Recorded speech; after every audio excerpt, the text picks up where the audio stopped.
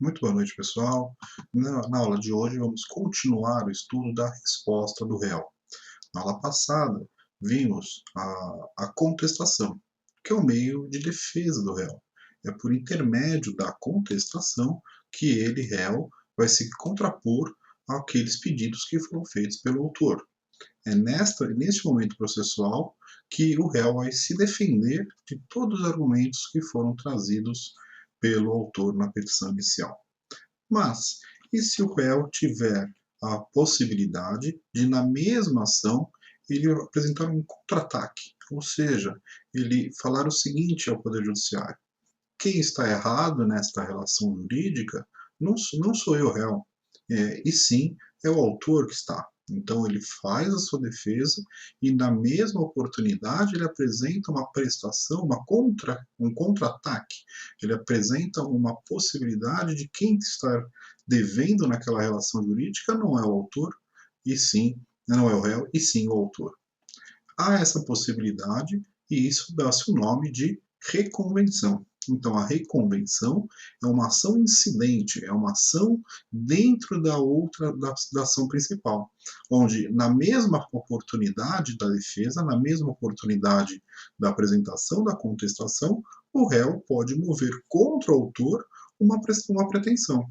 Então, se na relação jurídica existente entre o autor e réu verificar que quem está errado na situação, quem está com o débito na situação é o autor, o réu pode se valer da reconvenção. Obviamente, ele vai ter que apresentar sim a sua contestação, mas juntamente, no mesmo prazo da contestação, ele apresenta a sua reconvenção. Então, o conceito de reconvenção é um contra-ataque. Né? O conceito de reconvenção é uma ação judicial dentro da ação principal, na qual o réu vai apresentar uma prestação, vai apresentar uma pretensão, melhor dizendo, ao juiz para que o juiz analise e ele verificando que quem realmente está errado na situação não é o réu e sim o autor, né, ele pode condenar o autor, né, em uma prestação que foi pedido pelo réu na reconvenção. Então, vejamos o seguinte exemplo, né? Uma ação de batida de carro, na qual o réu, né, é processado pelo autor por um certo dano de um veículo. Nesta mesma oportunidade em que o réu vai apresentar a sua contestação, ele pode dizer ao juiz o seguinte: eu estou aqui me defendendo por intermédio da contestação, porque eu não tenho responsabilidade com o dano alegado pelo autor na petição inicial, e quem realmente deve, quem realmente bateu no meu carro, foi o autor. E ele sim deve ressarcir todos os prejuízos causados pelo acidente de trânsito. Então, ou seja, o réu ele se defendeu por intermédio da contestação, na mesma oportunidade ele apresentou uma, é, uma pretensão, um pedido, né, para que o autor seja condenado com o ônus daquele processo. Então, a reconvenção é um verdadeiro contra-ataque, né? É uma verdadeira ação, incidente, em que o réu pode mover contra o autor dentro do mesmo processo. Este é o conceito de reconvenção. Né? Equivale realmente a um contra-ataque, como eu disse. Né?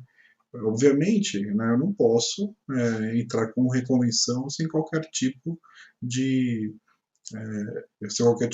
de limite. Né? O réu ele só pode apresentar a reconvenção quando o objeto da sua pretensão, quando o objeto daquilo que ele está pedindo na reconvenção tem conexão na ação principal. E qual que é essa ação principal? A ação em que o autor move contra o réu. Então, se a reconvenção tem uma relação direta nesta ação, aí sim é possível a apresentação da reconvenção. Então, é importante que a reconvenção deve ter sempre uma conexão com a ação principal, né? E vai ser julgado pelo mesmo juiz, pela mesma sentença. Então, na mesma oportunidade que o juiz julga a ação entre o autor e o réu, então, na sentença o juiz vai analisar quem está certo na ação movida do autor pelo réu, mas também, na mesma oportunidade, ele vai verificar quem que está certo na reconvenção, se é o réu ou se é o autor. Então, na mesma decisão, ele julga as duas pretensões, do autor contra o réu e do réu contra o autor. Antigamente, antes do Código de Processo Civil de 2015, né, a contestação e a reconvenção era feita numa única petição. Então, era feita a contestação, né, e depois, uma petição separada, a reconvenção. Né. Atualmente, de acordo com o artigo 345 do Código de Processo Civil, a contestação e a reconvenção são apresentadas na mesma peça. Antigamente, antes de 2015, era feito em petições separadas. Então, tinha uma petição apresentada pelo réu, a contestação. E na mesma oportunidade, numa outra peça separada, numa outra petição separada, uma outra petição chamada de reconvenção. No Código de Processo Civil atual, ele permite a apresentação da contestação e da reconvenção na mesma oportunidade, né? Ou seja, na mesma petição. Né? Não há necessidade mais de que sejam petições separadas. Entretanto, há alguns juízes aqui em São Paulo que ainda determinam a realização de petições separadas. Isso é uma questão meramente de forma, né? Não que é obrigatório que seja em peça separada ou obrigatório que seja na mesma petição. A lei fala que pode ser apresentada na mesma petição. Então, eu vou fazer a contestação, aí eu abro um outro item no mesmo arquivo, na mesma peça, na mesma petição, e coloco reconvenção. E aí eu começo a fazer a minha reconvenção. Né? Mas há alguns juízes que ainda, por questões técnicas, preferem que seja realizado em petições separadas. Né? O réu, né, que apresenta a sua contestação no processo principal, ele é chamado, como a gente já viu, de réu. Mas na reconvenção, né, ele adquire o nome de reconvinte. E o autor, que é aquela pessoa que sofre a reconvenção, é chamado de reconvinte. Então vamos lá. O autor da ação principal, autor e réu, né? O autor da ação principal, na reconvenção, ele é chamado de reconvindo. O réu, na ação principal, é chamado de reconvinte. Então, quem oferece a reconvenção é chamada de reconvinte. E quem sofre a reconvenção é chamado de reconvindo. Né? Lembrando dizer que não há necessidade do reconvindo, do autor, ser citado. Ora, o processo já está com todos os advogados constituídos, né? Porque a reconvenção é apresentada depois que o réu é citado. Então, não há necessidade do autor que está sofrendo a reconvenção ser citado no processo de reconvenção. Não. Ele é citado, mas na pessoa de seu advogado. Então, assim que é apresentada a reconvenção, o juiz vai abrir um prazo de 15 dias para que o autor se manifeste, apresente a contestação da reconvenção. E é exatamente assim o nome técnico, né? Então, o autor apresentou a petição inicial. Muito bem. O réu vai apresentar a sua contestação e, na mesma oportunidade, apresenta a reconvenção. O juiz determina que o autor se manifeste em relação à reconvenção. Então, o autor ele não é citado para se defender da reconvenção. Não. O advogado constituído pelo autor ele é intimado para se manifestar com relação à reconvenção, para apresentar a contestação da reconvenção. É uma inversão de papéis. Então, eu tenho, numa ação que possui ação e reconvenção, eu tenho um autor e um réu na ação principal, e eu tenho também um autor e um réu na reconvenção, que tem outro nome, que tem outra denominação, como já vimos aqui. Obviamente, não é obrigatório a apresentação da reconvenção pelo réu, né? É uma peça facultativa. E o réu só vai apresentar a reconvenção quando há realmente uma pretensão a ser feita por ele, réu, contra o autor. Se não tiver, se ele quiser só apresentar sua defesa sem contra-atacar, assim ele pode fazer. É uma peça facultativa, não é obrigatória a apresentação da reconvenção. Mas todo o procedimento de prazos, de forma, da ação principal vai ser respeitado também na reconvenção. Prazo de defesa, 15 dias na ação principal, 15 dias também na reconvenção. Né? É uma ação dentro de uma outra ação. Este é o conceito mais simples de reconvenção, na qual o réu ajuiza uma ação contra o autor no mesmo processo na qual ele está sofrendo. Então, eu tenho a primeira relação processual, autor e réu, e a segunda relação processual, que é a da reconvenção do réu contra o autor, né? Cujas denominações do réu e do autor na reconvenção já vimos que é uma regra diferente. Então, essas são as regras da reconvenção, né? A questão dos prazos de contestação também são de 15 dias, como eu já falei, e o juiz competente que vai julgar a reconvenção é o mesmo que estiver julgando na ação principal. Como eu disse, numa mesma sentença ele vai decidir sobre a ação principal e também sobre a reconvenção. Se ele não contestar, né, ou seja, se o autor não contestar a reconvenção, ele aceita como verdade todos os fatos alegados ali na reconvenção, né, na qual a gente chama a questão da revelia. Né, não, não que vai ser aplicada a revelia ao autor, mas ele pode não contestar a reconvenção e o juiz vai verificar ali a situação e pode, em caso de não apresentação da defesa da reconvenção, ele pode vir a perder aquela reconvenção. Tudo vai depender ali das provas que forem constituídas aí nesse processo. Vamos ver agora as exceções. As exceções são as chamadas exceções de incompetência e também as suspeições e impedimentos. No Código de Processo Civil de 73, elas eram tratadas como realmente umas petições. As petições eram apresentadas, as exceções eram apresentadas em petições separadas, chamadas de exceções. Exceção de incompetência e exceções de suspeição e impedimento. No Código de Processo Civil atual, de 2015, terminou, foi extinta as exceções. As exceções não são meio mais autônomos de defesa, né? Ou seja, não devem ser apresentadas separadamente. As exceções devem ser apresentadas, tanto as de incompetência, né, na própria preliminar de contestação, ou seja, quando há uma exceção de incompetência, deve ser feita uma preliminar na sua defesa, né?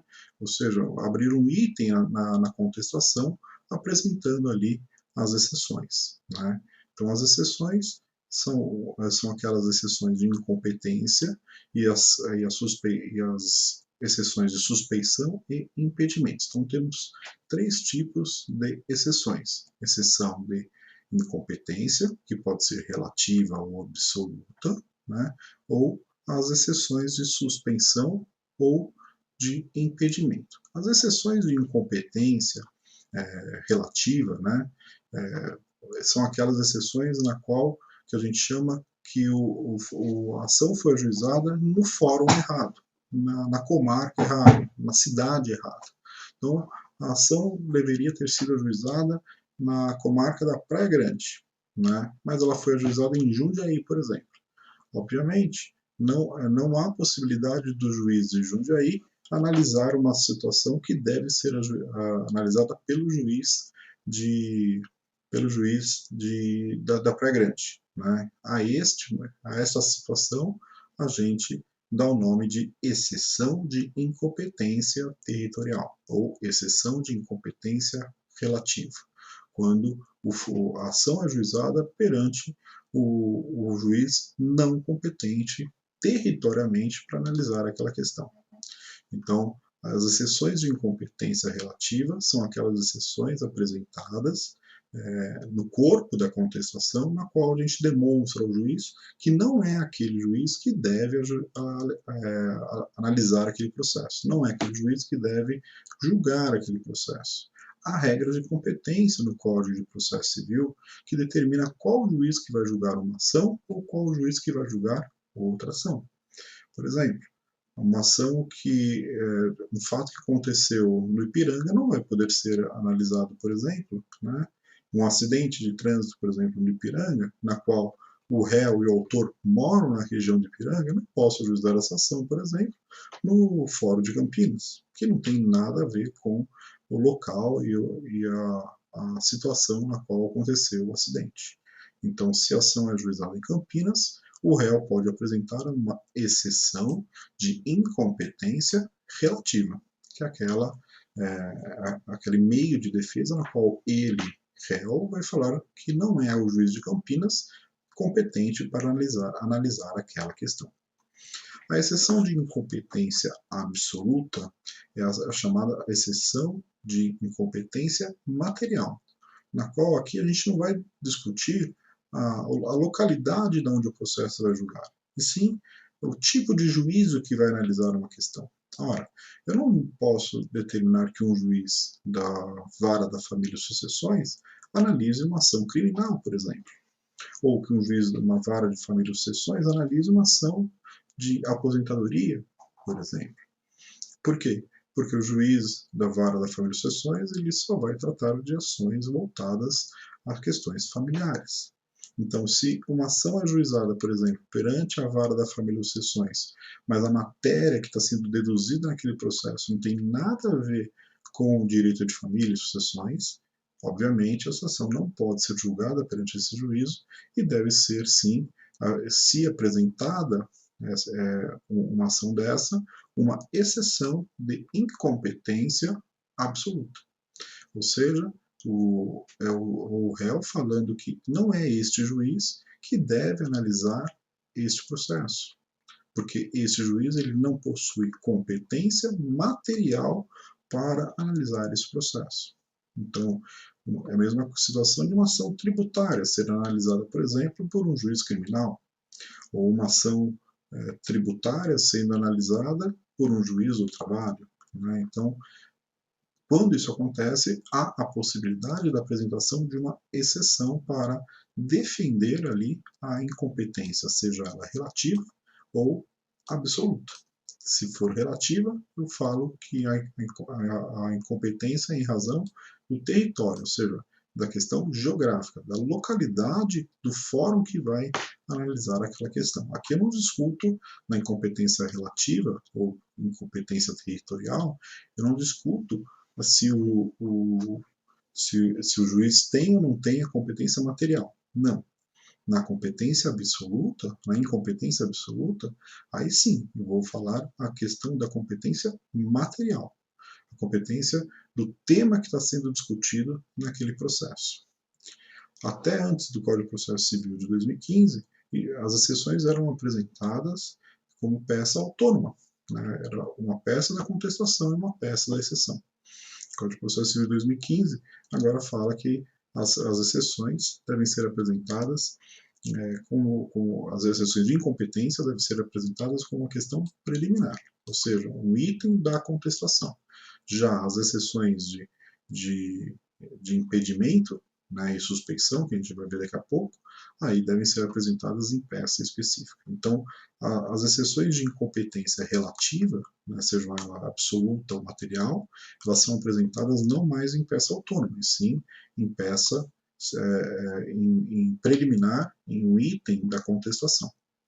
As exceções de suspeição e impedimento, aí essas sim são apresentadas em peça autônoma. E o que são os impedimentos e as suspeições? Quando a apresentação de uma exceção de incompetência, ou, perdão, uma exceção de impedimento ou uma exceção de suspeição, eu estou falando que o juiz está impedido ou o juiz está suspeito para julgar aquele processo. E os impedimentos e as suspeições estão previstas ali no artigo 144 e no 145 do Código de Processo Civil. Então, quando há, por exemplo, um impedimento do juiz, ou seja, quando o juiz está impedido de julgar um processo. Vamos lá, vamos dar um exemplo. Vamos supor que ele conheceu em outro grau de jurisdição uma das partes. Então, o 144 fala que há impedimento do juiz, sendo vedado exercer suas funções no processo, de que conheceu em outro grau de jurisdição tendo proferido decisão.